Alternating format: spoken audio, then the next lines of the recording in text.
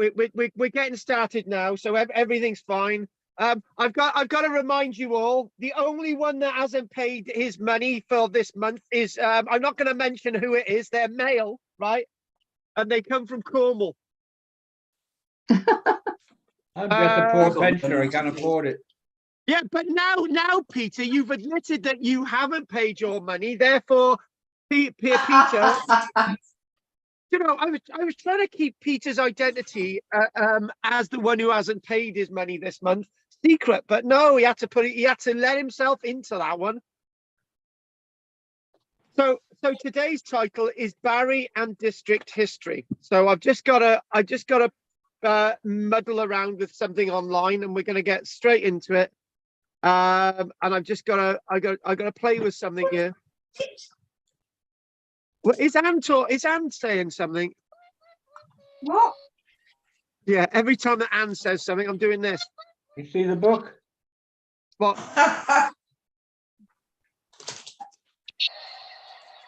Old Barry in Photographs by Luxton. Is there any photographs in there, Pete? It's full of photographs and it's signed by Luxton. Oh, hey, oh my God, that's amazing, isn't it? Was he the guy who wrote the book? Right. Okay. I've got a couple of things I wanted to mention. The first thing is that oh yeah, the first thing is that Peter owes us money. Oh, sorry, I've mentioned that.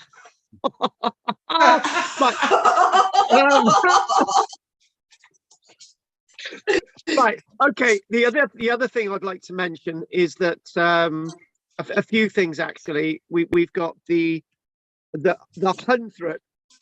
I think it's next week. No, the week after, the 100th Barry and District column that with the help of you guys, I've been writing. So that the 100th one is coming up, and I don't know what topic to cover. I was going to do the Glanamore in it, but I did that a couple of weeks ago. So the other thing I want us to do is this is for Kate's eyes only, right? Kate, Kate, this is your next thing I want you to take a photograph of, right? Okay. But hang on. Nobody is allowed to know this because it's so completely secret, right? It's a photograph. Oh, right. Okay. It's a photograph of the house that used to be the original police station in Cadoxton, right? And it's basically. Hang on, it's alongside Main Street Motors. If you go up, if you go along Corella Street, it's at the top there. And if you match up that image, it's basically the house on the corner before the open space on the left. It's got a gate with handcuffs on it. Yeah, it's got a, well, no, that's for the sadomasochists that actually live there now, Pete. That's nothing to do with the police station, right? But, right, but if you could take a photograph of that, now I want us to, if you could take a photograph of that roof, not Ruth, Kate, if you could do that. Now the back to the original question, and I would like to know if anyone's got an idea for an article for the 100th, Byron District piece that I'm doing, because I don't think I'm going to make it to 200, simply because I'm going to run out of buildings well before then. The bigless boreholes. You want me to take a photograph of the bigless boreholes? Yep.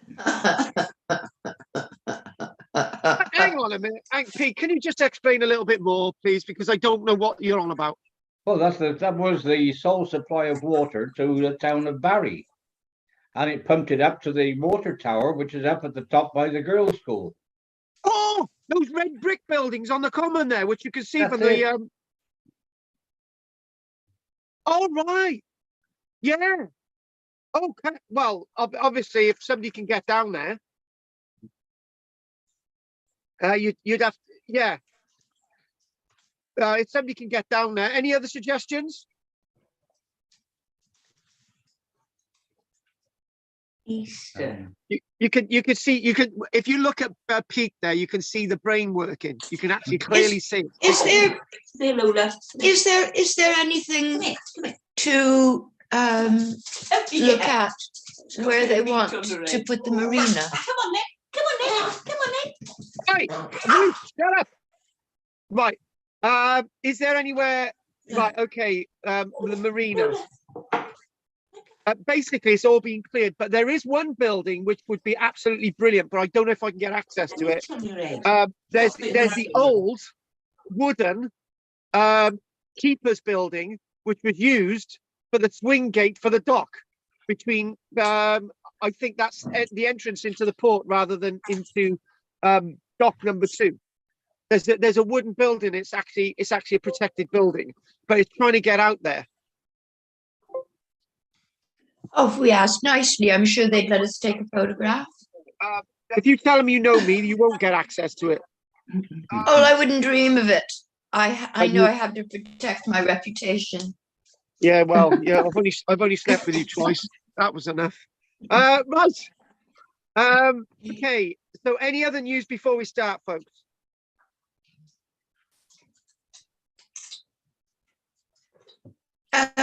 No.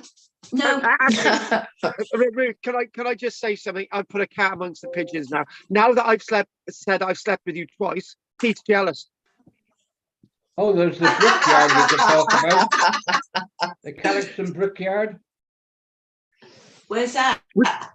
Which building we on Oh, about? brickyard. There were several brickyards. The Carrickson brickyard was Bowles's. Have we got any? It's a housing estate now. Yeah, but it has to be an existing building. The buildings have to be standing still. Oh, they have to. Because they've all been knocked down. Yeah, that's that. Yeah, now, Pete, this is my problem. If I had this column 10 years ago, I would have so much material to write about. Anyway, you've got until you can think about it for next week. So what we are going to do now, I've got some books that I want us to go through today. Some nice publications. So I'm just going to go on to this, and we're gonna do a little bit of a reference from Glamorgan. Volume 1, Part 1. We're going to have a little look at Annals of South Glamorgan by Marianne Robertson Spencer. So we're going to have a little look at that. We're not going to have a massive look at that, but we're going to have a little look at that. And where we're going to go there is Barry Island. Now, we've done a lot of the stuff which is in this book about Barry Island, but it would be nice to sort of see what Marianne Robertson Spencer says about Barry Island. Obviously, we don't have any illustrations with that.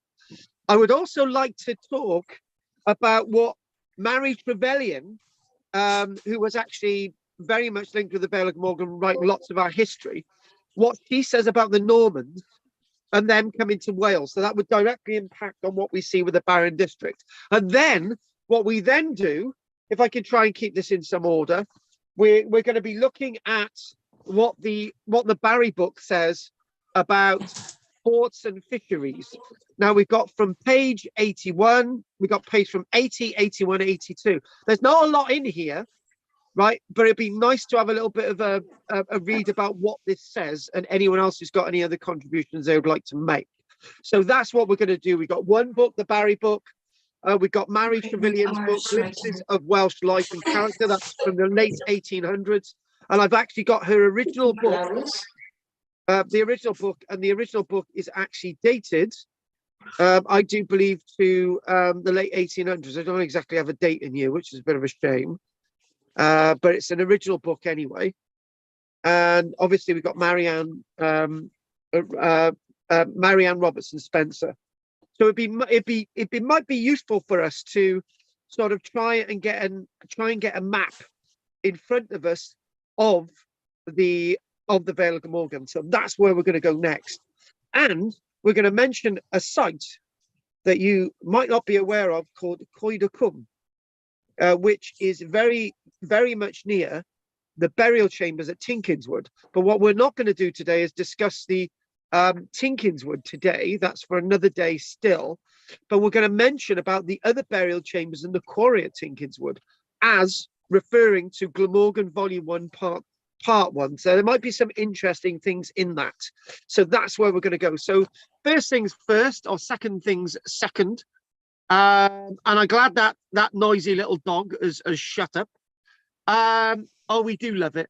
Oh, by the way, I would like to talk about some intercourse that me and Kate had the other day. Basically, she came down to the studio with Ruth, and we did a bit of painting, and they put a load of books away. Isn't that right, folks? Oh, Yeah, that's right. well So done. basically what it was, right, Ruth was so overawed with seeing me, right, that she gave me so many kisses, right, I had to throw her off me. It was just critical. Don't get jealous, Anne. Right, No so what we're accounting going to for do, taste. well, Ruth, You know he loves you.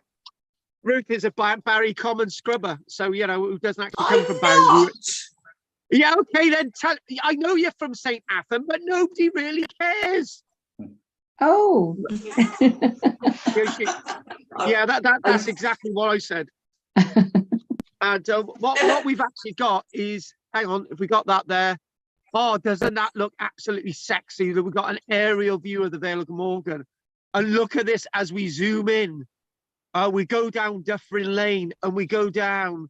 And there is Tinkinswood Burial Chamber from above. Very, very interesting. Yay. However, what we want to do, we were looking at Tinkinswood Burial Chamber and we go all the way over there. And there, in a circle, is what we're discussing now. Right, that is one of the other burial chambers that very few people ever know about. And when we talk about the quarry is underneath that massive tree there. Massive tree. And one thing that I really forget when I used to do ghost walks at Tinkinswood, because obviously I don't do them myself now, Jeff does. But when I talk about the quarry, I remember taking a group of people in there one day, and it was really frigging cold. And then suddenly there was this one area that you walk through, and it was warm. It was actually warm. It was something like 25, 30 degrees. It was really weird, right? It was warm. So we all huddled in this one area in the warm. It was strange. And this was in the winter. Anyway, that was basically between that hedge and the field and that tree. It was there. Very strange. Anyway, in this book, it tells us about this, and it's rather interesting, right? And it goes on to say, in 4 places to the southeast of the chambered Long Carn, which is there it is, chambered Long Carn. So we're talking about to the southeast. Never eat shredded wheat. So basically over towards the right there and a bit further down, there are slabs of tabular mudstone. 4 places, set on edge or piled up in a way that is impossible to explain geologically. Yeah, we go. 2 of these in the hedge line immediately south of the Carn may be abandoned stiles, but the other 2 in fields adjacent on the south and southeast have been claimed as ruined burial chambers. The evidence is insufficient without excavation. Well, we're just going to disagree with that one, because, you know, that one there is definitely a burial chamber. And the other one that they're talking about is slightly over here by where that sort of bigger shadow of the tree is. So there's a load of stones there. That's not very clear there. But what is very clear is that one there, which you can see from above.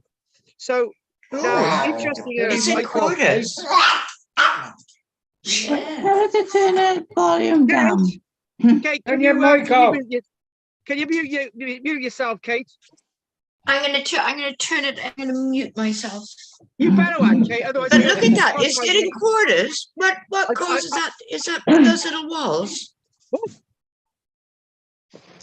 Hey, we're good. Right, Kate. Good. That's good.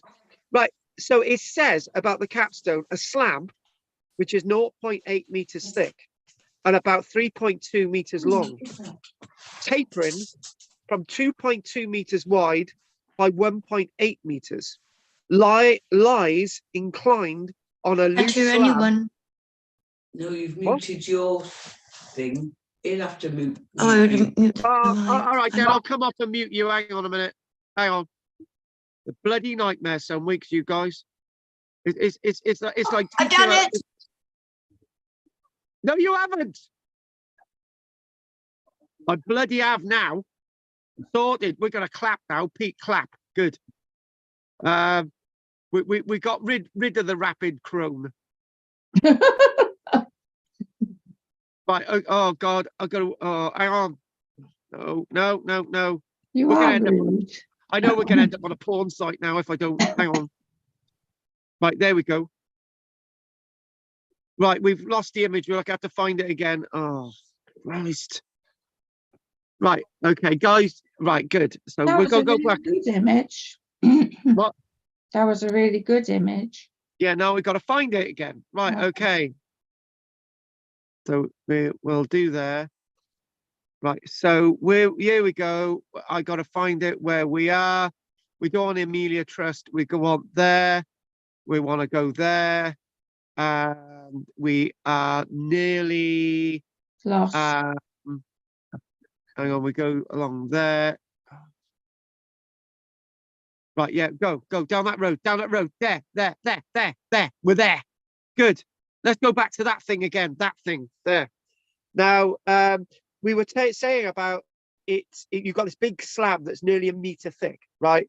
And it's 3.2 meters long, and it's lying above the ground. It's suspended above the ground, right? And underneath that, it describes another stone that's 0.5 meter thick and is around 1.2 meters square. It's almost a collapsed stone. This could have been moved 3 meters westward from 2 slabs in line, each about 2 meters long, and these other slabs are about 0.5 meter thick, of which one is set on the side. So in other words, what we're talking about is another burial chamber there.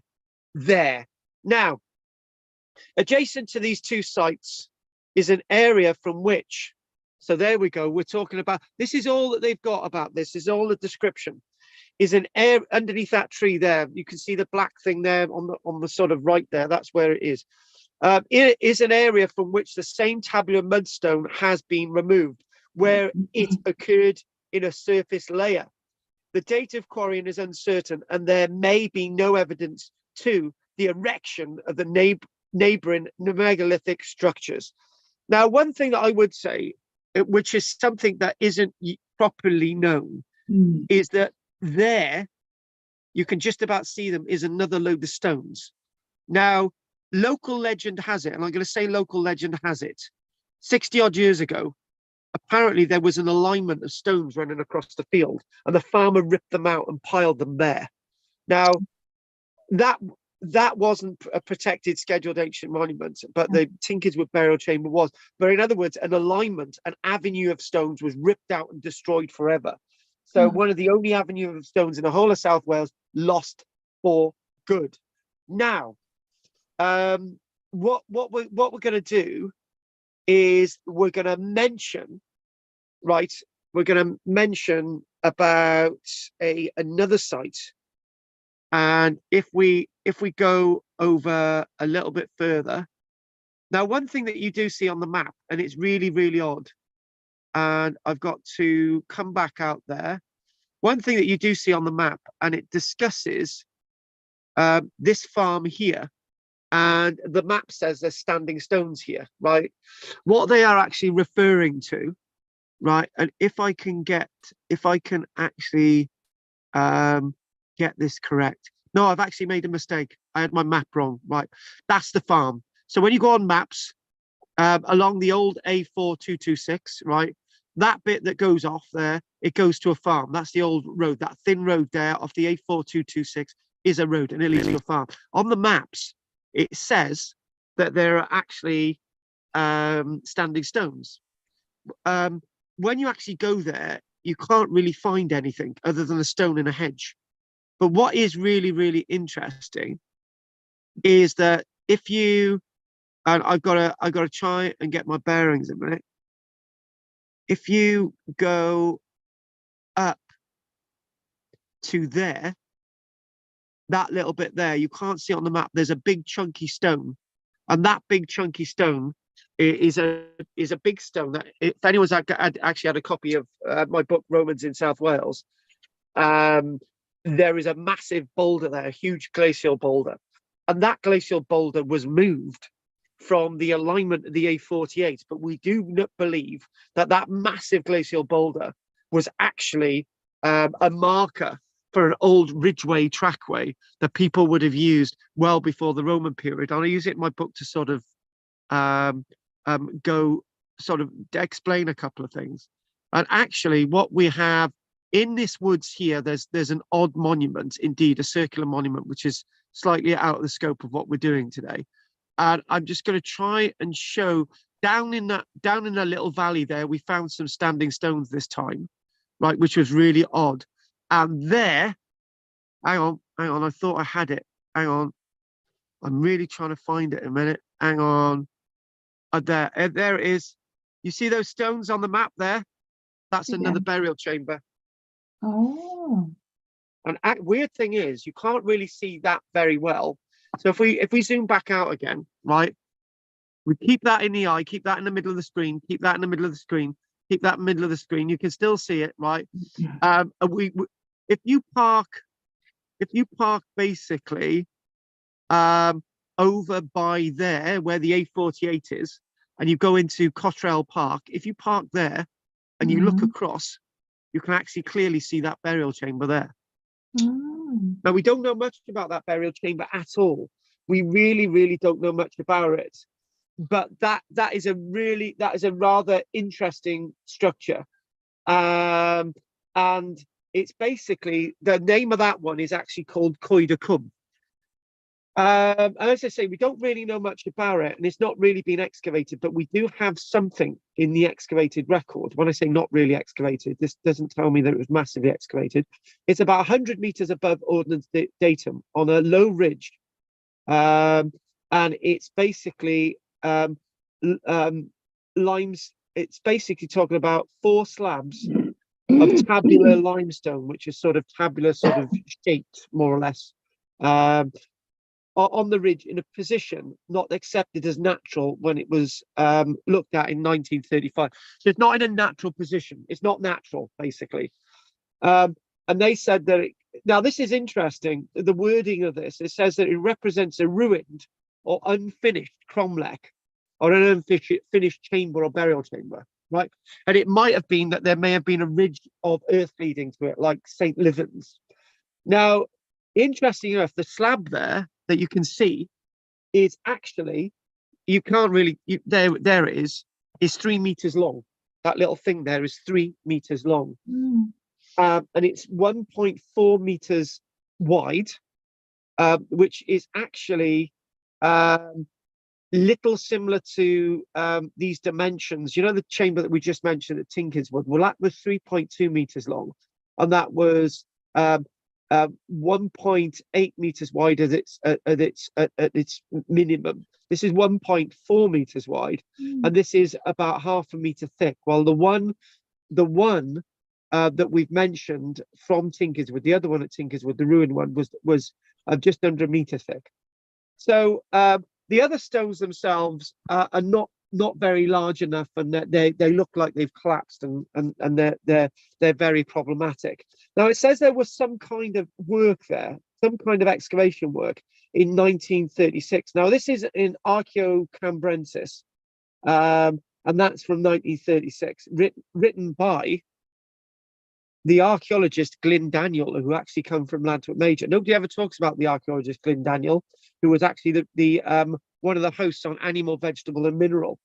We never mentioned Glyn Daniel. I don't know why, because he is a local guy, and he excavated here, a little bit of an excavation here. He showed them to lie on a natural gravel formation in which no trace of sockets could be found. So in other words, they may not have been erected, or they may have been moved there, or everything's been eroded away. And they actually found a polished flint axe found beneath the surface about half a meter east of the stones. And the ridge was interpreted as natural, but this may have been the unweathered surface beneath a long mound, which was formerly detectable by before leveling. Now, unfortunately, we can't say any more about this, but It just shows it's much more significant area. The more we find, it's much, it's a really significant area, isn't it? Neolithic area. Exactly. So what we're going to do, I'm going to tell you something else a minute, Anne. Right. What we're going to do, I actually went to this years ago, and we went down to here, right? We went down into this little valley, and there were some other stones lying, and in the hedge there were some big boulders, right? Which was very, very odd. So there was some stones alongside these trees here. It is a little valley. This is a little valley here. And this sort of valley, this is actually a valley. You can't see the contours, but the valley flows along, and there, directly where the track is like another structure that we're not going to do today. We'll come back to this again. And there seems to be a valley flowing all the way along here. So if you open back up again and you go back down, hang on, if you open up again. So if you follow that really curve of trees, that's like a little natural valley. And a little bit in the distance is Tinkered Wood Burial Chamber. If we want to put everything into perspective, well, we can't really because we've lost it. So we've got a few sites. We've got basically a little bit further on from the wood, Trehill. You've got that stone. A little bit, as you've known, beyond that farm on the right, there's another standing stone and something in the valley there. And then you've got Tinker's Wood Burial Chamber. And then you've got the interesting other remains that we see at Tinker's Wood, and a possible alignment that has been removed at Tinker's Wood as well, going in a south westerly direction. So if you follow the Dufferin Road down, and then if I can get this right, if you follow, hang on, let me keep bear with me, and follow the road down, keep going, national, and there you go. You've got the other one, which is Tinker's Wood Burial Chamber. And there she is. And interesting enough, do you see that circle of trees? That circle of trees is another monument that we've actually surveyed, and we've got a ditch and stuff around it, which again is one of the pieces of the work that I've not published, which I've got to publish. And interesting enough, there is something else about this. You can see that circle there by Tinker's Wood. If you go out again and you walk across this field here, you find another circle with a ditch and a bank around it, which nobody ever talks about. And in there, in that woodland there's another burial chamber, which I've never ever found. Yeah. Oh, do you remember we used to go into the woods back of Dufferin Gardens? Or it must have been by opposite Cotterell Park, I suppose. Yes. And there was a sacred wood, wasn't there? Yeah, yes. So right, yeah, I know what you're talking about. The well, thing it is a very significant area, I think. It's massively significant. And you know, we talk about we talk about St. Lythans, and we talk about Tinker's Wood, and obviously, things that we're really not happy with Tinker's Wood, but we don't discuss these other places. And it's important that we sort of take note of these other places because they are there and they do exist. Yeah. So what I'd like to do now is that we've done our little bit from Glamorgan Volume 1 Part 1, and what we need to do now is I want us to look at Mary Ann Robertson Spencer. Now, some of the stuff that we're going to mention now, we already know, but in fact, some of this fills the gaps. So what we are going to do, we're going to keep on with this map, and we're going to, when we get to the sea, right, we know that we've got Barry Island. So there we go. So if we can go swivel that along there, and we've got Barry Island now. If we keep that there, I know we got the roads and stuff on it, but it really gives us an idea.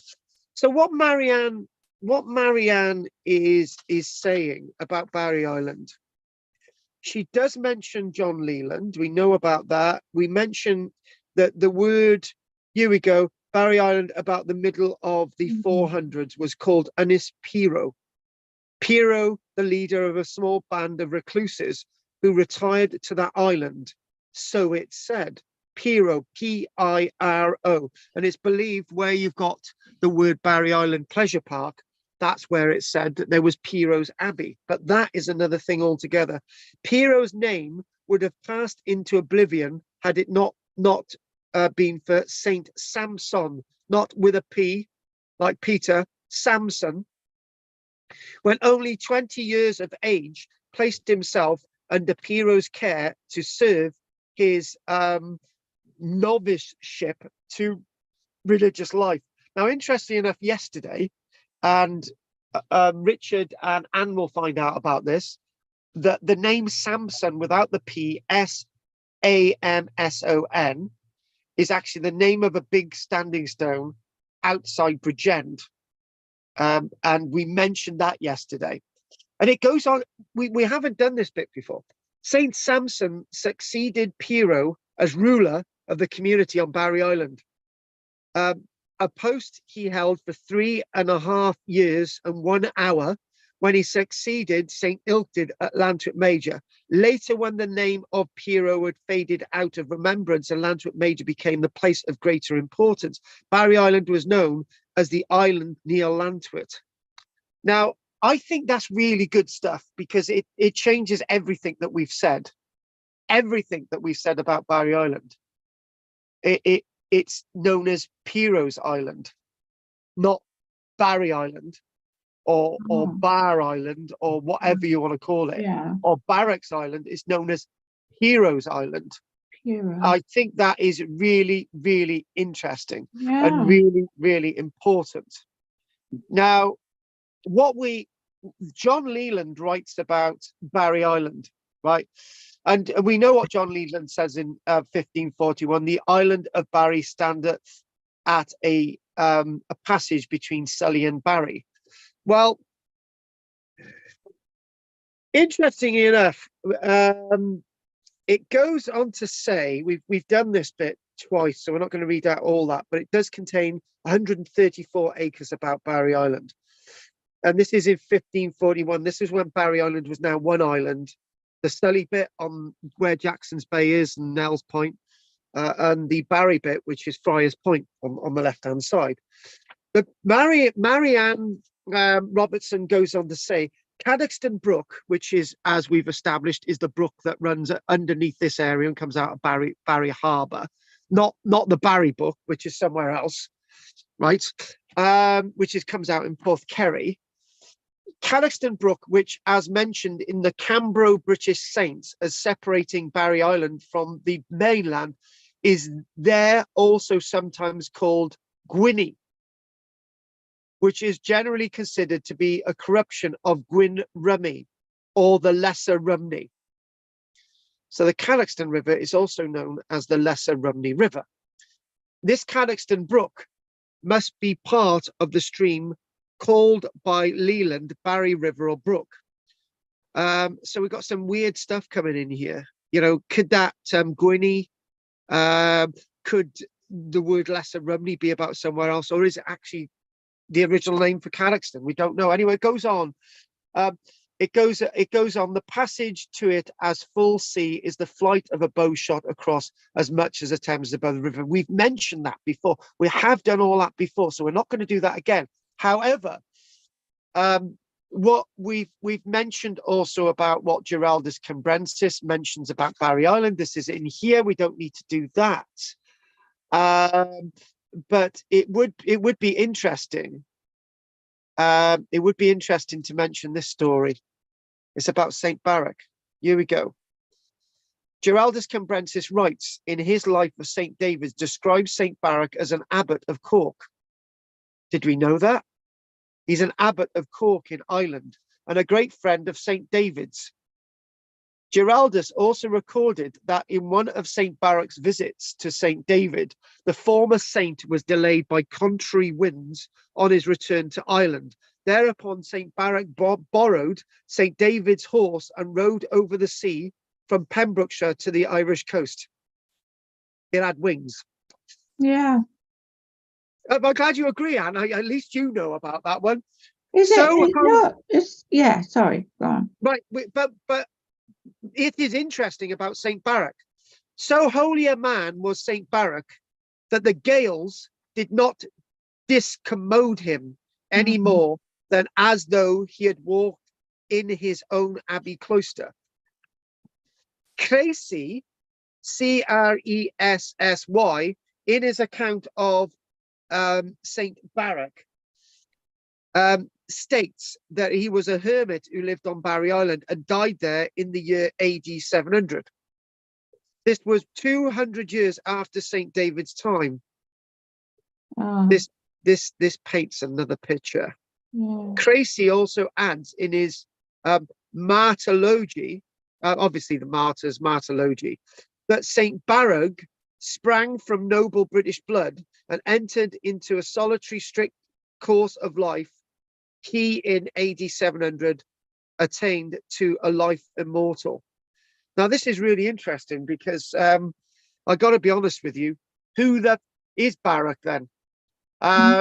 Because he turns up in West Wales, and he turns up Baruch with UG, Barrug. Is this the same person, right? Is there two Saint Baruchs? Interesting question, and that might explain a lot to do with That the sounds more Irish. Barrett with a Baruch. G, with a G. Barru Baruch. Yeah. Yeah. There's no K in Welsh, by the way, so Baruch. Oh, right. So there you go. You're on the right lines, Anne. And do you know what? On behalf of Peter, right? We wouldn't know what to do without you, Anne. Right. So here we go. This is something that we already know about, but I want this to say more about Barry Island from this writer. Many years ago, there were several rough cairns on Barry Island. So there we go. And the cairns being on the headland there. There it is. 3 on the southwest point being the most important. One of these had been removed when the beacon was made. There's a beacon there now today. When I say beacon, no, there's a flagstaff with a base, but that's where the beacon was. Basically, it used to have regular fires on there. But anyway, the other 2 were opened in 1872 by somebody that we've never come across, have we, Richard? A certain member of the Romilly family. Nothing was found in the centre cairn but the debris of skulls, soils and stones and a statue of Lloyd George. The smaller mound was slightly conical in shape and 10 feet in diameter. And you can still see the circle of one of these there today. Upon a trench being dug across this barrow, a roughly baked urn was found in the centre, which contained bones showing signs of burning. The urn was inverted over a flat stone, but although it was dug out with exceeding care, it was found impossible to remove it whole. All the pieces, however, were most carefully preserved and afterwards put together, and it is now in the Cardiff Museum. Neither flints nor implements of any kind were discovered, but we did get other flints of other kinds discovered on Barry Island. I'm actually reminded to tell you all, when we get the speakers back on, of a conversation that Kate, myself and Ruth had on last week on Thursday after some nuptials. So we've got to tell you about that discussion because it's outlining what we're going to be doing in Barry in April. Can I just, Anne, do you want to say something a minute? Because you're very gobby. I've just got to send something out a minute. Anne, say something.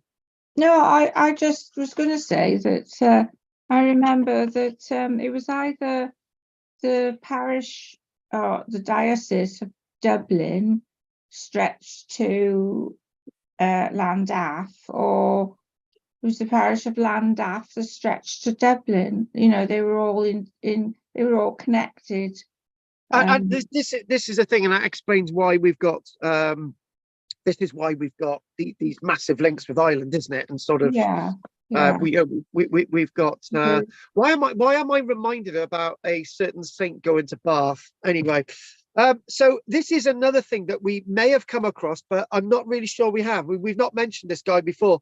The Reverend J. Evans, in his letters written during a tour through South Wales in 1803, says of Barry Island, This island is about 1.5 miles in circumference, 170 acres. So earlier on, we got 134 acres. Well, there we go.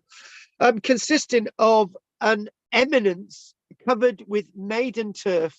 So if you extend the 170 acres to include the whole of Whitmore Bay when there's sand on it, then you've probably got that right. So consisting of an eminence covered with maiden turf and the soil being sandy, forms fine burrows for conies. We know what conies are, rabbits. Immense colonies of conies of which occupy different parts of it. So in other words, Barry Island was a massive bar. Yeah. Barrow. Yeah. There you go. These are a bar is a barrow, a long barrow, pillow barrow rather than a long barrow for conies. So the bar bit comes in really nicely. The word bar is really descriptive when you think about it. And it could not have come from, obviously, we've had this discussion loads of times. It couldn't have come from somebody moving to Barry because, you know, the word bar already existed to explain an area. This is what, in Welsh, for example, I know the word bar isn't the Welsh word, but Welsh place names are really descriptive. We're going to talk about this for a second. Basically, Welsh place names are very descriptive. So you can get Maesvelin, which is the field of the mill, for example. It's a field with a mill in it, very descriptive. Coed yr Arthur, which is the wood of Arthur. You know, very descriptive place names. And very sort of itemized. This is very much when you look at. I was looking at this. I got off on a tangent. I need to come back, but we're in Welsh. In Welsh, the names for birds in Welsh are very descriptive. They don't directly translate from the English, so you know you've got. It refers to their characteristics, whether they got red legs or black legs, and so on. So very descriptive, the Welsh language, when you go into it. Anyway, hence word bar, even though they may have adopted it. Moving on. Or bar might be a lost Welsh word. So here we go, thinking about Barry Island again, going back to our friend Mary Ann Robertson Spencer. Go back out of the island again, come back into it. These are taken in quantities and regularly sent to Bristol and other markets. Interestingly enough, we were at the end, and I hope we've got enough time to talk about trade in Barry. So rabbits were exported out of Barry Island and sent over the sea to Bristol. Indeed, these constitute the principal produce of the farm, and the farm would have been basically where the word Barry Island is there. That's exactly where the farm was. It was removed when they put the cutting in. That's where the farm was. Richard can jump in and say no at any time, but that's exactly where the farm was. That's why it was removed. Which now lets for 50 shillings per annum. So basically, the farm is now let for 50 shillings per annum, and this I'm just trying to work out when this is actually written.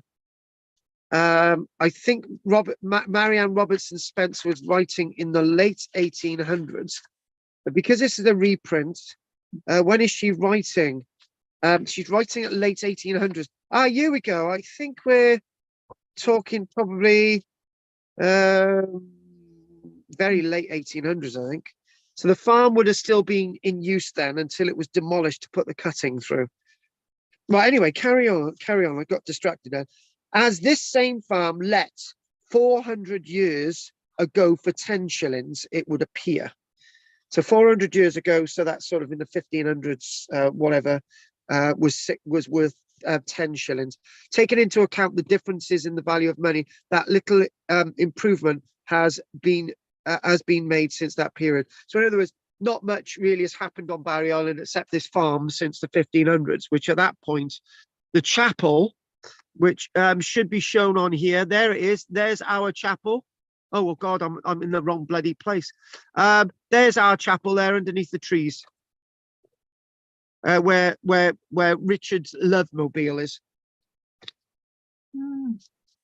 Barry possesses an advantage which is not made the most of, I agree, either by the tenant or proprietor for qualities of valuable fish, frequent the shores such as plaice, skate, thornback, Gurnet, Brill, Mullet, Turbot, and Barry Souls, which are preferred to any by the disciples of Epicurus. And interesting enough, I know as well that the coastline is very rich in mackerel and bass.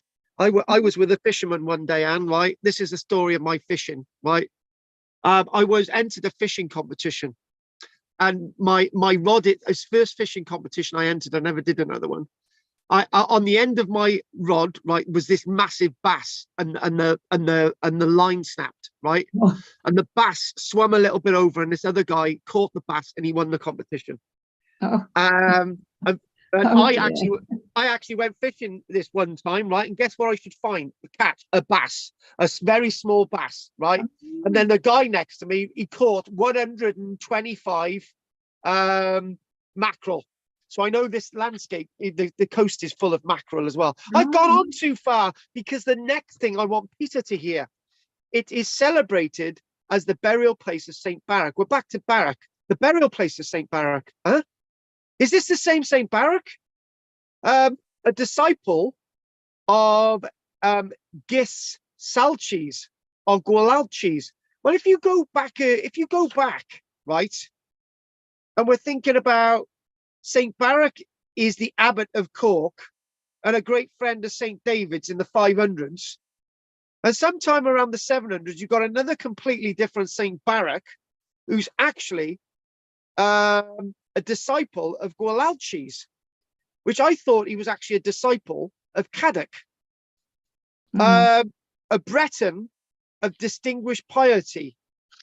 Hence, as the Iolo Morgannwg manuscripts of the Church of Llandaff informs us, the island derives its name. A chapel dedicated to the saint was standing at the time of Leland, which we've mentioned, but there is no building now but a farm fitted up as a lodging house for those desirous of sea bathing. Now, this must have been written before the chapel was found in 1895, because obviously it existed from them. And truly a more molested retreat can be imagined. But the want of machines excludes many, especially delicate females, from enjoying the advantages arising from the situation. Machines, these were those little wooden things which were carried on beaches, so that the women could be placed into these little wooden things and bathe in the water and never be seen. Yeah. To us, there was mind you, me and Richard have read descriptions of St. Mary's Well Bay where women are bathing completely naked, and there's complaints made about it. Yeah, exactly. And they've got everything hanging out. I think we had a nice one with nice fair breasts, you know, that type of thing. And me and Richard were lathering at that one. Mind you, Richard does dodgy research for me. To us, there was a characteristic dreariness heightened by the hoarse sounding ocean that inspires melancholy, not a tree or shrub, but one continuous sight of sand, Whitmore Bay. Or Whitemore Bay, particularly covered with short grass, which a few poor sheep were endeavouring to graze. If you ascend the hill, so obviously, if we ascend the hill now, we're going to go up onto Nell's Point. We're going to descend the hill. There it is. You see the wide expanding strand, and behind the well-wooded but thinly inhabited country, with the idea of being able to get off to which but once in 12 hours. So you can get off Barry Island once in 12 hours by foot, but the boat is not properly attended to. So every 12 hours, once in 12 hours, you can get over by foot. But there was no lifeboats then, so they couldn't have got you off either. Oh, actually, I'm wrong. There was a lifeboat station at this stage over there. But Watch House Bay, but they wouldn't have bothered with you. So here we go. Well, where are we? So here we go. And it says a point that will furnish little that is interesting to the gay. So that's me and Anne. We're totally gay. Mr. Evans closes his tirade with the remark, Barry does not furnish a single inducement to visit or reside. But he's not talking about Barry Island. In 1872, there were only 2 houses on Barry Island. One, an old farmhouse, probably the one mentioned by Mr. Evans, and the other, a modern dwelling, said to have been built from the proceeds of wrecks, which is in fact, Richard, we're talking about Friars Point House. Mm. We're talking about the Trahans as well and all the rest of it by then. And one of the last tenants of this farmhouse, which is back to the farmhouse which would have been over underneath the wood Barry Island, was a farmer of eccentric habits. He was in the habit of crossing the channel, which in those days separated the island from the mainland, in all states of the tides and all hours of day or night.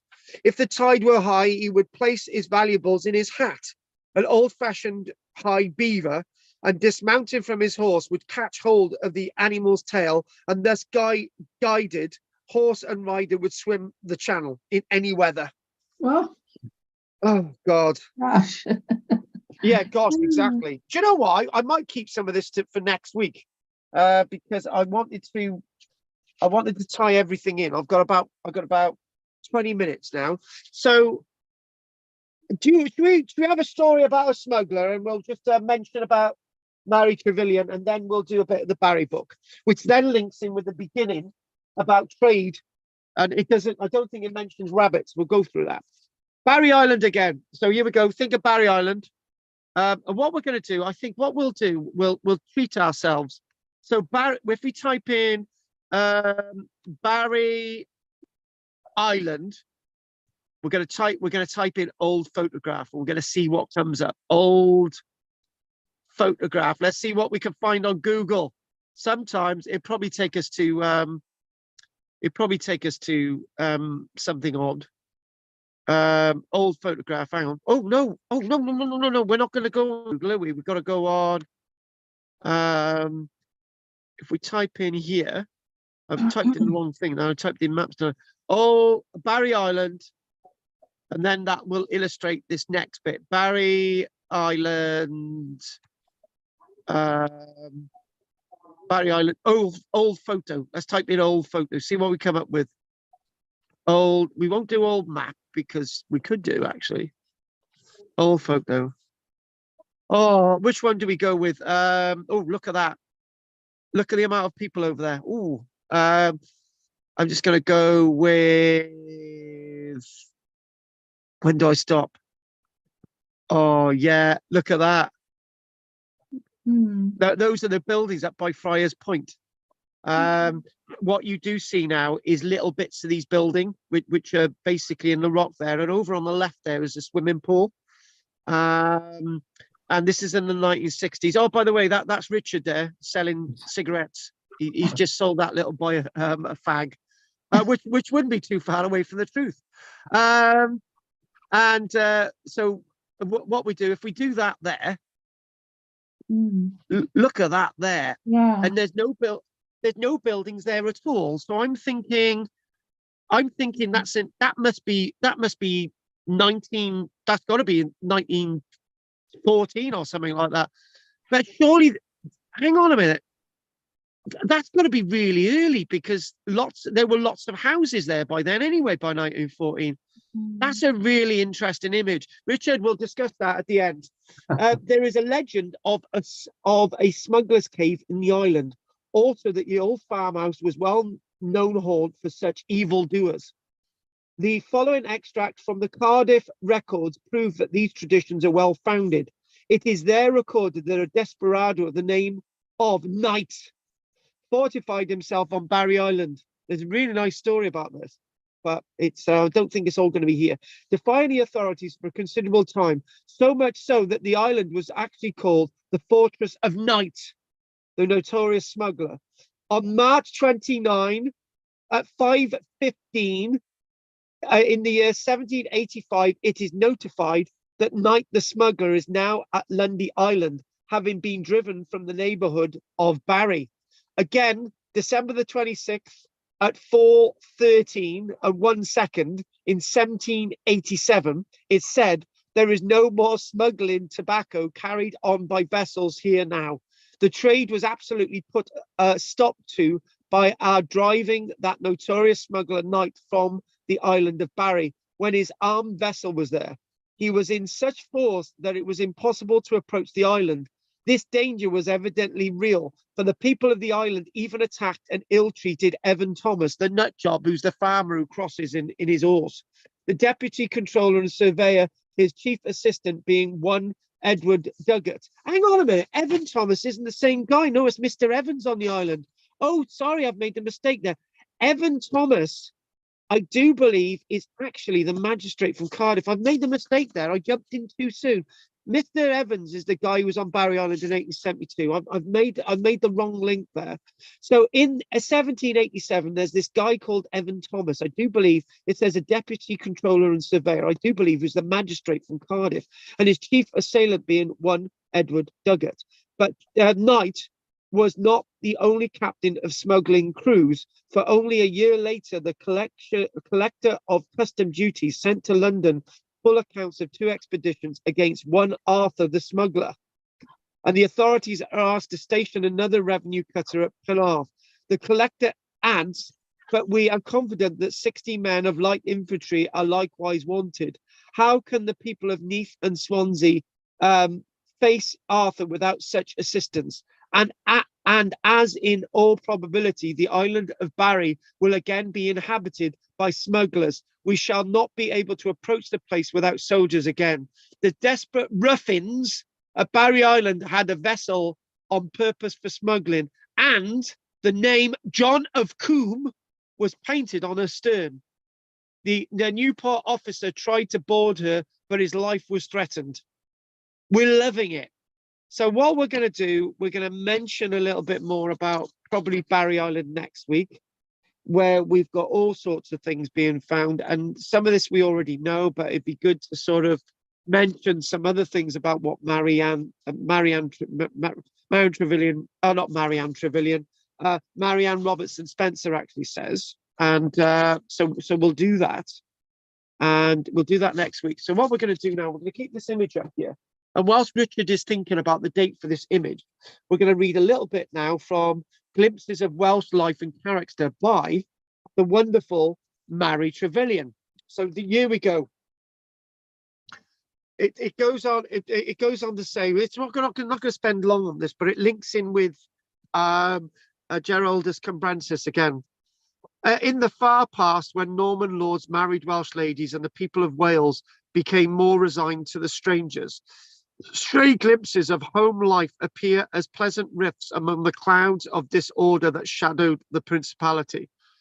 It was probably due to the influence of change in home life and domestic arrangements consequent upon the intermarriages between the Normans and the Welsh that as time rolled on, Welsh princes and Norman lords stood together and willingly offered their services as soldiers for the Third Crusade. It's interesting that we're taking people out of Wales and sending them somewhere else. I'm interested in what this is saying. It talks about Geraldus Cambrensis here in 1188. Geraldus tells us that during his visit, Wales and the county of Glamorgan especially was famine-stricken. So this is in 1188. And that the good monks of Margam sent a vessel from Port Talbot to Bristol for corn. He adds that the noble Cistercian abbey under Conan, a learned and prudent abbot, was at this time more celebrated for its charitable deeds than any other that order in Wales. On this account, it is undoubted that a doubted fact that as a reward for the abundant charity which the monastery had always in times of need exercised towards strangers and poor persons in a season of approaching famine, their corn and provisions were perceptibly by divine assistance increased like the widow's cruse of oils through the instrumentality of the prophet Agiah. In those days, it is stated that the Cymric ladies and heiresses who'd married Norman lords sang the songs of Normandy and of wild Wales to the accompaniment of the harp, and although highly accomplished in instrumental and vocal music, they were equally skilled in household management and famed for domestic comfort and thrift. And finally, about Welsh ladies, here we go. This is you, Ruth. These ladies excelled in making mead or methglin, mead, and there were women mead brewers who sold the methylene, as they called it, together with herb tea and botanical mixtures for various disorders. You'd get on quite well there. You could open up a mead shop, Ruth, in good old the docks area. Just tell them it's a bit more potent. So what we're going to do finally, we're going to go to the Barry book today, and I'm just going to see if we've got enough time to do this. Yes, we do. If we and again, we're going to keep this image up there, and I'm loving it. I really am. Again, you don't have anything at Nell's Point. It looks like you've still got the farmhouse in the middle there, and you don't have any of the red brick buildings of Red Brick Crescent. So this has got to be before. This is right. It can't be before 1884, right? And hang on, the dock number 2 is built. That was opened in 1895. This is very strange. Richard, we'll have a chat. We'll have a chat about this in a minute. And this is talking about the port and fisheries. From medieval times, Barry was one of a number of tiny ports on the creeks of the Glamorgan coast, which included Penarth, Sully, Aberthaw, Ogmore, and Newtown. The site of the ancient port of Barry lay in the western part of the tidal channel or sound which divided Barry Island from the mainland in the area now occupied by the old harbour. The landing place was on the northern shore in the parish and manor of Barry. Here a low promontory extended into the harbour, against which was a bank of shingle which provided mooring for ships, sheltered from the prevailing southwest winds by a ridge of land on the west. So before I do any more of this, what I would like to ask Richard, when do you think the date this is? So dock number 2 was opened in 1895. The main Barry dock was opened in 1889, but we've got no houses there. What date is this? Say about 1900. 1910 at the latest, I would have thought. So when were the houses? There are buildings on Nell's Point, because that was the Lloyd signal station. Yeah, but when were the houses built at Red Brick Crescent? I thought they were built before 1900. I don't know. There are some, because it looks like there's houses on Clive Road, I would say. Quite blurred, isn't it? Yeah, I think there might be houses on Red Brick Crescent. There are some there. Yeah, it does look like there is something, but the farmhouse is still there, isn't it? But there's a They lot haven't of, put the a lot of open land there. they haven't put the cutting in front of the farm in the middle there, and there's no train station on the front either. Yeah. Interesting. That's a really interesting image. Anyway, you can look at this image back. So what we're going to do is we're going to anyway. Thanks for that, Richard. So yeah, okay, I'll go with you. So you say about 1910 or something like that. I don't know. Thinking about that, mind it'd be a bit earlier, I think. Yeah, it's probably only just after the port was, sorry, the docks were Hang on, opened. hang on a minute. The clue. Like 1898 or something like that. Right. Okay. Oh, hang on. You can't see it on that one. Hang on a minute. We'll go back to that image again. I just I screwed up. Hang on. So I can get that image again. So if I type back in there a minute, hang on a minute. We typed in Barry Island. And we typed in old image, didn't we? What was the wording I used?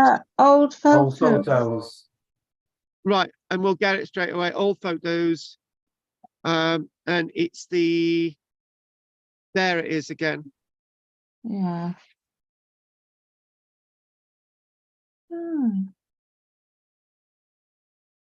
Hang on a minute. Is that the shelter down there, Richard, on the front?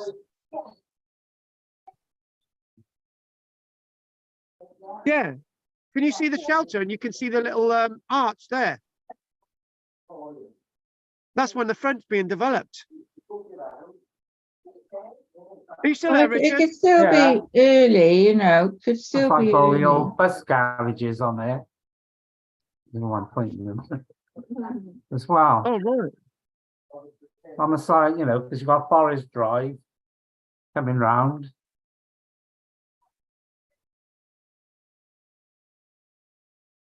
But there's like bathing, there must If be you've got- bathing it's not huts here, is it? on the beach. Yeah, they do look like buildings there on the front there.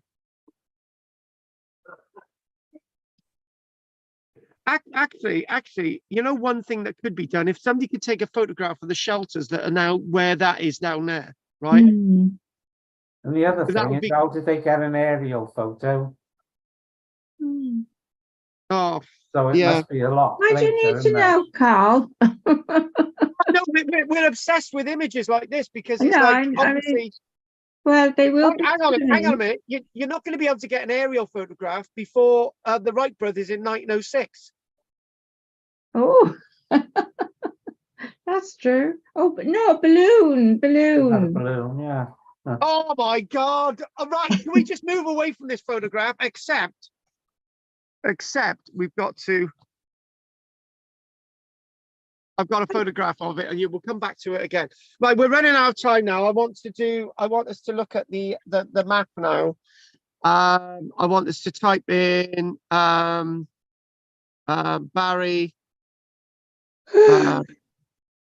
We'll just type in Barry Island. Go. We'll type in a map. Right, okay, we're back to this again. We're back to this. Okay, there we go. So if we go to where that is now, Captain Minty's treasure chest. Yeah, I don't think that's quite right, is it? What, Captain Minty's treasure chest? Yeah, in the middle of the old harbour. Well, it might be there. Nobody's found it, yeah.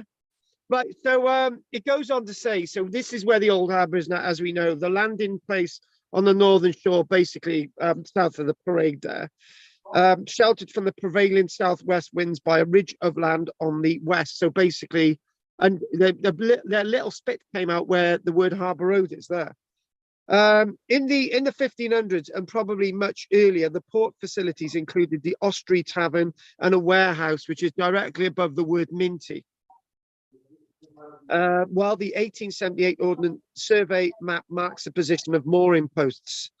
From the harbour's edge, there was a good road communication inland with the medieval borough of Lantrisant. So obviously that's going to follow the Port Road, isn't it? So it's got to get to Port Road somehow, because that leads directly to Aberthaw.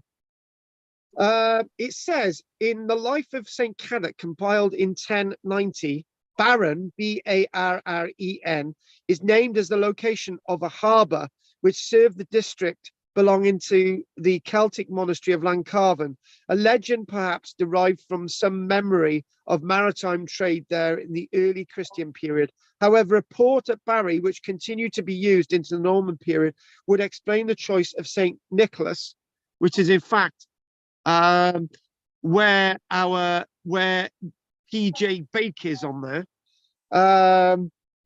The patron of sailors for the dedication of the parish church.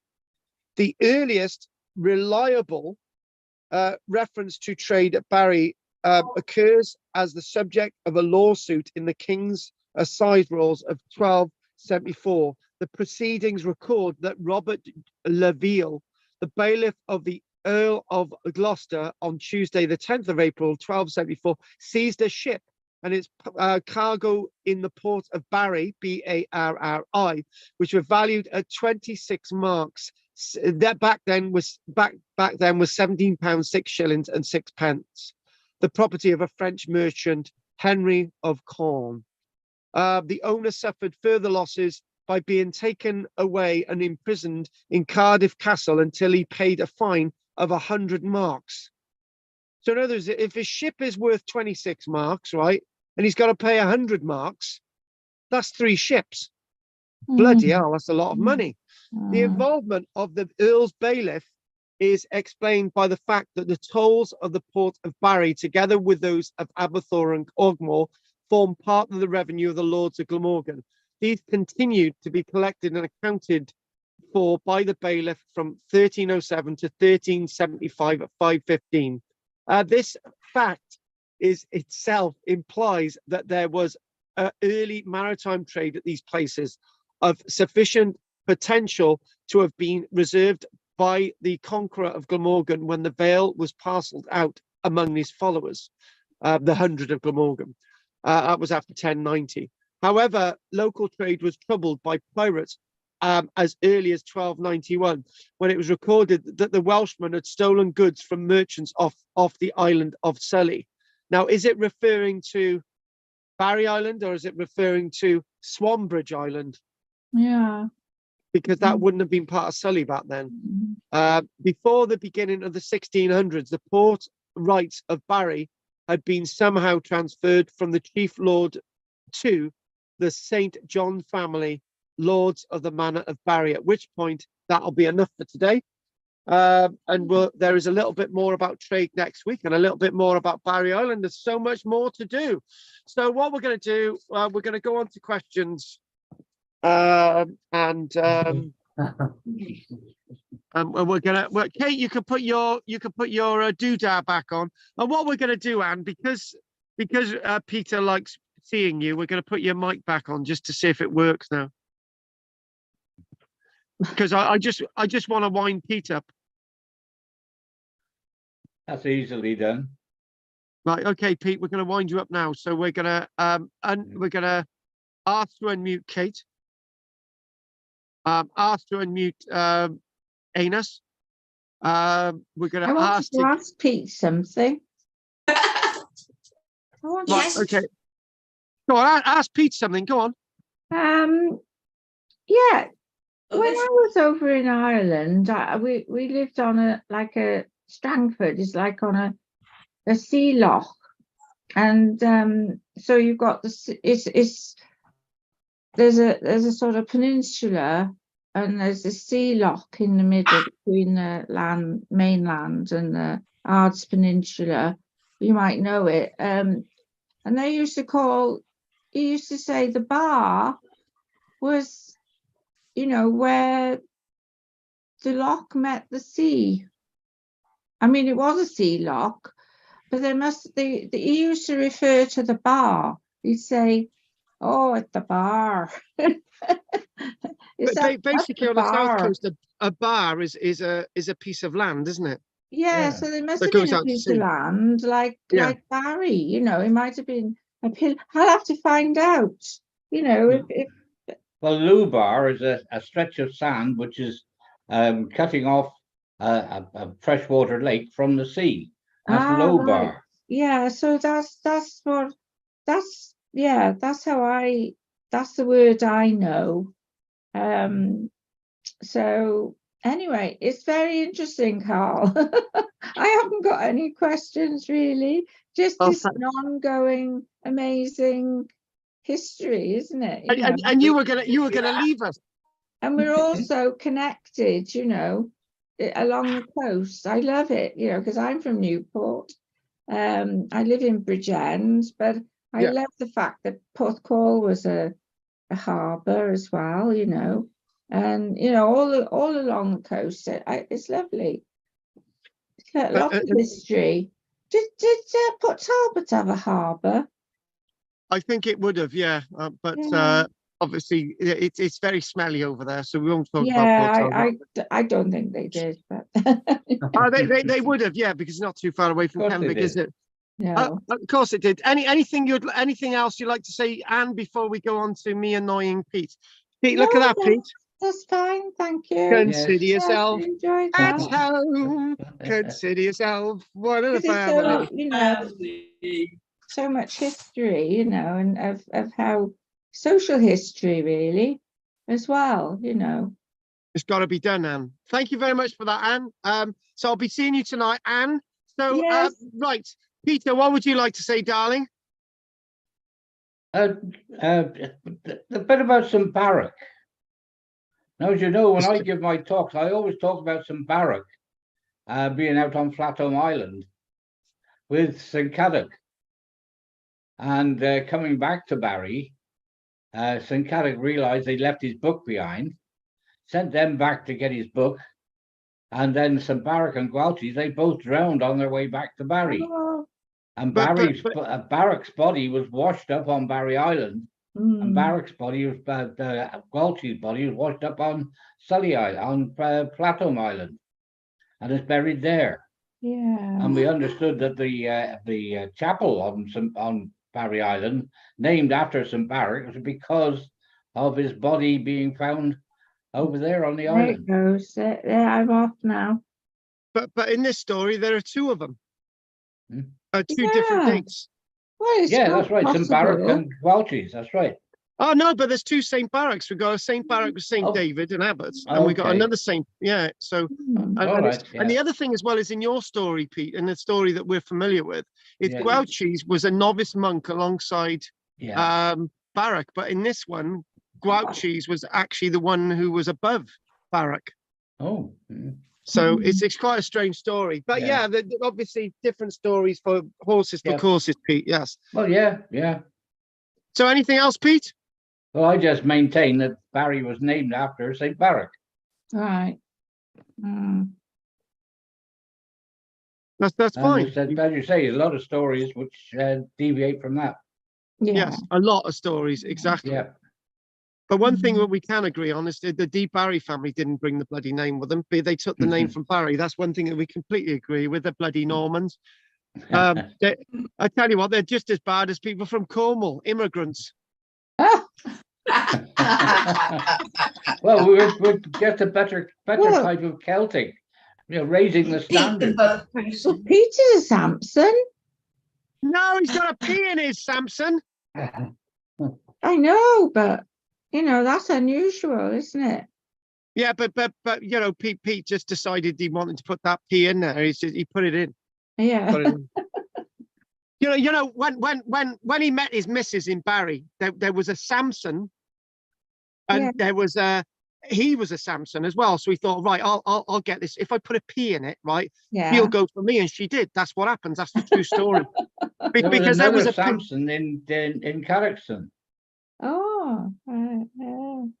It's not so unusual then. No, no, he hasn't got a P in his. Pete's got a P. yes, he did. Right, okay. He's got a P. Oh, for God's sake. Right. Yep. Okay. Anyway, thanks for that, Pete. So hopefully hopefully we'll see you next week. Right. So who else now? We're going to be all bloody day doing this. So what I'm going to do is we got Ruth and we got Kate on now. Me and Ruth and Kate. We decided at the end of April, Kate's going to be picking Pete up. We've already all sorted that out. Pete agreed. At the end of April, right? At the end of April, right? We might be back in the studio. Well, Kate and Ruth will tell you that we're painting it and we're sort of putting the books, and it's getting really tidy, and there's a lot more room in there. So what we might do then is if we do stuff, the classes will be in the evening rather than the day. So I got to find out if everybody might be okay with the evening, and if it's in the evening, when it's the height of summer, then we'll go for walks as well. Cool. As long as it's not Wednesday, I'm all right. No, it'll be a Thursday. That's fine. Right, Kathy can do it as well with her dodgy sisters, all four of them. And Richard can do it. Right, so Ruth, anything you'd like to say? No, we'll be doing the books again. We won't be doing them this week because we won't be doing them this week because I've got to go to do a sea shanty. We're doing a sea Jolly shanty. good. Right, Kate, anything you'd like to say?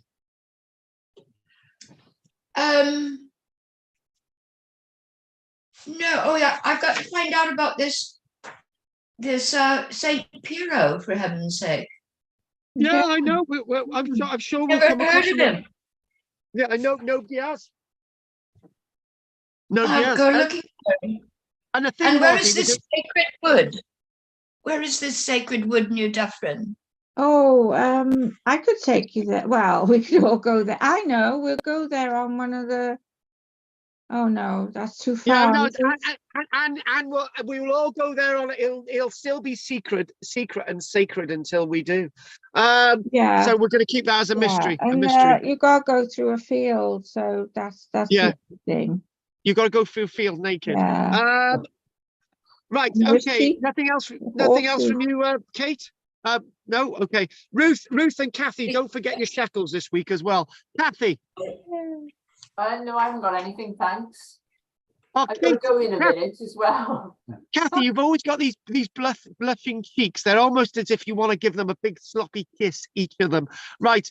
And they look really beaming. Oh, We're loving them this week. We're loving them. Right. Okay then. And finally, we got over to Richard. No, nothing really from me. Okay, good. Just surprising. Oh, not good. On that map, I was just, you know, when you look at it and look at the original coastline of the island, see how much they You won as well. I've got it on me. increase the size of Hang it. on, You know, Ruth things like and the Kate, Holy quiet a Athletic minute. Club and that is all Yeah. reclaimed land Yes. and the car park. And then, It's the other thing. It's massively reclaimed. Yeah, exactly. Barry Island, if it remained an island, would have been a lot bigger anyway, because there's a lot of reclaimed land. Okay. Thanks for that, Richard. And quickly over to Anne, and we'll call it a day. Oh, yeah, going back to the Neolithic, you know, at Sinkingswood and all the area around there. I mean, I wouldn't be surprised if that valley, you know, it might end up to be some sort of, ceremonial valley or avenue or something. Exactly. Yeah. Exactly. Yeah. Why not? There's a lot more to see, and I know exactly the wood that Anne's talking about, and there's a special monument in there as well. So yes. Oh, right. If you It can was remember. nice because it is a sort of circle, you know, there is a circle mound, wasn't there? Yes, there is. Mm. And a heavy bank leading to it as well. So yeah, it was a really interesting site. Oh, yeah. So okay then. Anybody else like to say anything else before we finish? I'll say bye-bye because I got to go. Bye-bye. Okay then. Bye, Well, what we'll do, we'll say goodbye to Kathy, Richard, Bye. Ruth, Bye. Kate, and Peter. We'll see you all next week. Thank you very Yeah, much. okay, Thank you. guys. Take care, All the guys. best now. Bye, Bye-bye. y'all. And John. Bye. Bye-bye, Pete and Ruth and Anne and Kathy and Richard. Bye-bye. Bye-bye. Bye. Take care.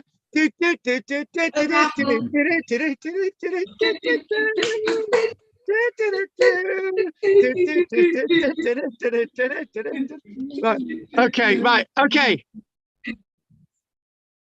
Anyway, folks, I'll see you soon. We can Bye. have a Ooh, Yeah, got it. got it. Ta-ra. Yay. Take care, guys. Bye. Bye-bye. Bye. Chile a la mellow couture. Take care, bye, guys. I know. I'll see you, we Rich. will go. Thank God. They're all still bloody here. Flipping out. I'll see you Where tonight. did you go? What's See you going tonight, on? Rich. Oh, Oh, it's only Bye. Kathy's going. Take care, guys. Okie dokie. See you, Rich. See you tonight. Okie doke. Cheers, Carl. So long. Take care. Bye. Bye-bye. Bye-bye. So long. Bye-bye. Take care.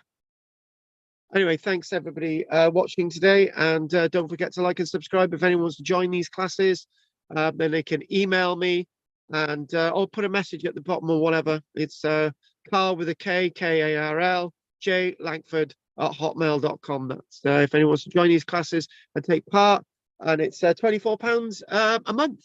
And so I'll repeat, it's Karl with a K, K-A-R-L, J Langford at hotmail.com. If you want to join them, take part every week. As you can see, there's a group of us online, and get in touch. Thank you. Don't forget to like and subscribe.